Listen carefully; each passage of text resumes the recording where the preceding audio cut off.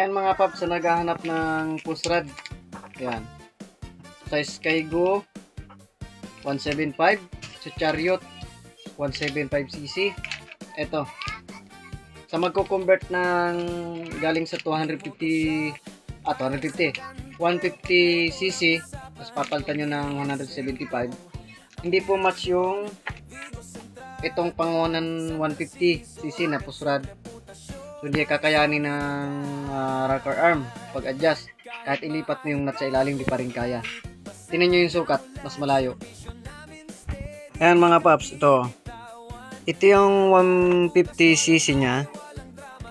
Katulad sa mga TMX, Rusi. Yan, 150 tsaka 125, isa lang to. Kaya pag nag-convert kayo ng 175cc, so kukulangin mas maiksi, hindi nyo ma-adjust yung rocker arm, malayo.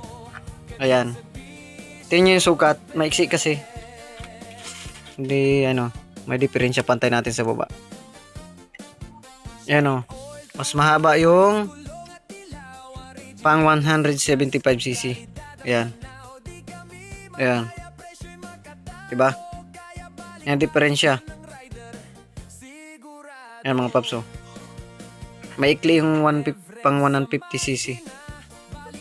Kaya kailangan nyo ng push rod na pang Skygo. Genuine parts yan mga paps. Sa mga naghahanap, meron tayong. Ayan. So plug and play din po yung ating pang 175cc na block na ayan. Plug and play. So galing 150 to 175, wala na tayong binago.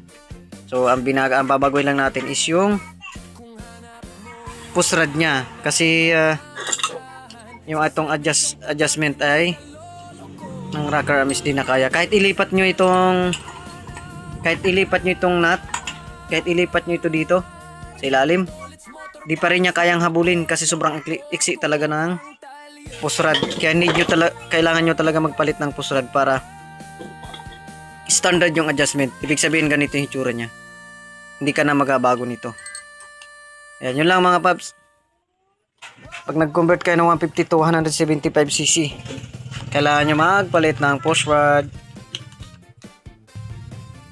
Ayan mga paps, sa naghahanap ng kunya, yan, meron tayo dito.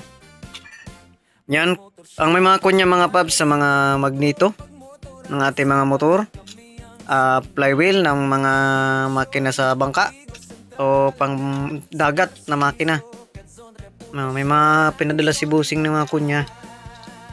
Yan, iba-ibang size, pang malaking laki. Meron din tayo mga maliliit tulad nito. Yan, pang magnito ng ating mga motor, TMX, Rusi, ganyan. Meron tayo dito mga paps sa mga naghahanap. Yan, thank you mga paps.